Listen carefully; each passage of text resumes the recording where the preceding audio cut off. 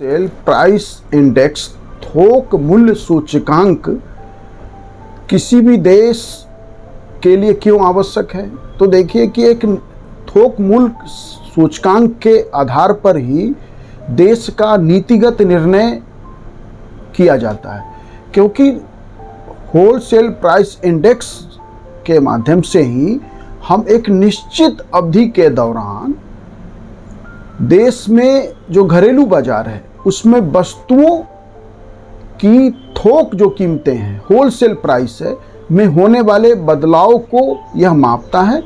यह उत्पादन के स्तर पे भी और वितरण के स्तर पर भी मुद्रास्फीति को समझने में मदद करता है। कि जैसे कि अभी भारत में जो WPI होलसेल प्राइस इंडेक्स है उसमें 697 मदें मतलब वस्तुएं शामिल हैं, जिनका वेटेज के आधार पे 100 भारांक के अगेंस्ट जो है लोगों के उपभोग के पैटर्न के आधार पे हमने उसमें वेटेज दिया है, और उसकी कीमत में उत्पादन के स्तर पे या वितरण के स्तर पे जो बदलाव हो रहा है उससे हमें मुद्रास्फीति को बेहतर समझने में मदद मिलती है। जब इन्फ्लेशन को ठीक से मेजर करेंगे तो हम अपने देश की आर्थिक नीति का निर्माण भी बेहतर करेंगे। और यह जो 697 मदें या वस्तुएं जो होलसेल प्राइस इंडेक्स में हैं उनमें आप कह सकते हैं कि प्राथमिक मद है, दूसरा ईंधन और बिजली का मद है, और तीसरा मैन्युफैक्चर्ड आइटम है। तो 3 मद हैं, 3 हिस्सों में इन 697 वस्तुओं को बांटा गया है। और प्राथमिक मद का जो वेटेज है आउट ऑफ 100 भारांक वह 22.618 है।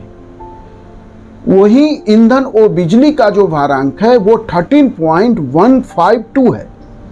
और तीसरा जो मैन्युफैक्चर्ड उत्पाद है उसका भारांक 64.230 है। तो इसका मतलब जो प्राथमिक मद 22 है भारांक कि आउट ऑफ 100 22, वही जो बिजली और ईंधन है वो 13 और मैन्युफैक्चर्ड आइटम 64। तो इसका क्या अर्थ है? इसका अर्थ यह है कि हम अपने देश के लोग या किसी भी देश का समाज का व्यक्ति के जो उपभोग का पैटर्न है, व्यापार का पैटर्न है, उसके आधार पे लोग वस्तुओं का उत्पादन कितना हो रहा है देश में, यह नहीं, वस्तुओं का उपभोग का पैटर्न क्या है, होलसेल प्राइस इंडेक्स इसको बेहतर समझता है। वैसे जब हम उपभोग के पैटर्न को समझते हैं तब उत्पादन के भी पैटर्न को समझने में यह मदद करता है। कि एक आदमी यदि 10,000 रुपये मासिक आय कर रहा है तो 22 भारांक का मतलब है प्राथमिक मद का कि वह व्यक्ति अप्रोक्स 22% जो अपना इनकम है वह प्राथमिक मद पर खर्चता है, 13% वह ईंधन और बिजली पे खर्चता है, और 64% जो है विनिर्मित मैन्युफैक्चर्ड आइटम पे खर्चता है। लेकिन इसमें एक बात आपको समझना है कि जो कॉमन मैन है, जो गरीब आदमी है, उसके उपभोग का पैटर्न और जो देश का हम अपर मिडिल क्लास और more than upper middle class का जो वर्ग है उसके उपभोग का पैटर्न अलग अलग होगा। लेकिन यह जो WPI है होलसेल प्राइस इंडेक्स वो पूरे देश के लोगों का हम एक एवरेज निकालते हैं कि एक गरीब मजदूर हो सकता है कि 500 रुपीज़ की अर्निंग कर रहा हो और वो 500 रुपया के अगेंस्ट 500 रुपीज़ वो प्राथमिक मद पे ही खर्च कर दे। लेकिन वही मिडिल क्लास अपनी इनकम का हो सकता है कि सिर्फ 10% खर्च रहा हो। तो ये एवरेज है। तो प्राथमिक मद जिसका वेटेज 22.618 है, इसके 4 उपसमूह हैं। खाद्य वस्तुएं, जितने तरह के अनाज हैं, सब्जियां हैं, फल हैं, ये खाद्य वस्तुओं में आता है। गैर खाद्य वस्तुएं, खनिज तथा कच्चा पेट्रोलियम और प्राकृतिक गैस या प्राथमिक मद है। ईंधन और बिजली, इसमें 3 समूह हैं इसके, कोयला, खनिज तेल और बिजली। जो मैन्युफैक्चर्ड आइटम है इसका वेटेज जो 64.230 है, इसको 3 प्रमुख समूहों में विभाजित कर सकते हैं। खाद्य उत्पाद में जैसे चीनी, क्योंकि वो उद्योगों में बनता है, फैक्ट्रियों में बनाया जाता है तेल है, तंबाकू से रिलेटेड उत्पाद हैं, खाद्य तेल हैं, और आज आप देख रहे हैं चिप्स, कुरकुरे, ये जो भी पैकेज आइटम है जिसका उत्पादन जो है मशीनरी के माध्यम से किया जा रहा है, वो सभी खाद्य उत्पाद का वो श्रेणी है जो मैन्युफैक्चर्ड आइटम वाले श्रेणी में आएगा।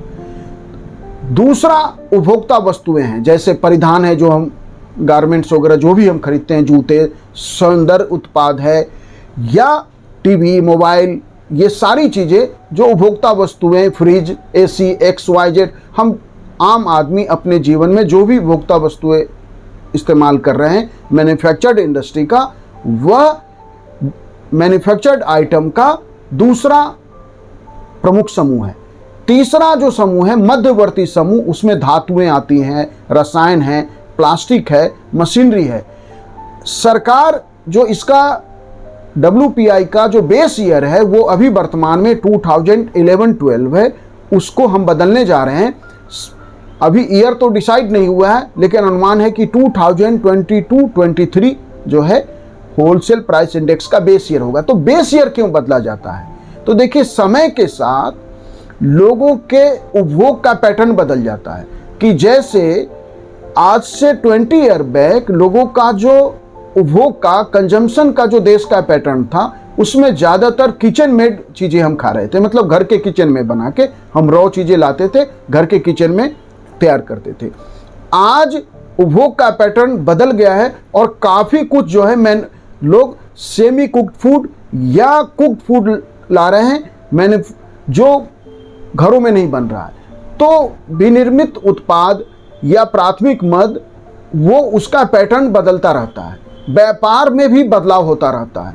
तो उस बदलाव को मेजर करना, उसे शामिल करना होलसेल प्राइस इंडेक्स में आवश्यक होता है, तभी जाकर यह संभव है कि हम मुद्रास्फीति को सही मेजर कर सकते हैं।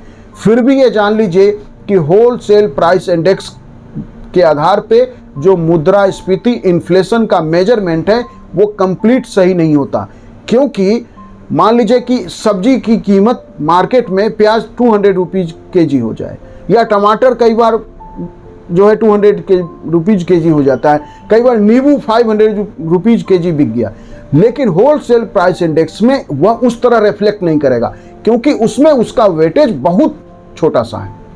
तो इसीलिए बाजार में वस्तुओं की कीमत में जो बदलाव है उसको यह मेजर करता है होलसेल प्राइस इंडेक्स, लेकिन वो कंप्लीट एक्चुअल नहीं होता, और वो आप कह सकते हैं कि 100% एक्यूरेट नहीं हो सकता।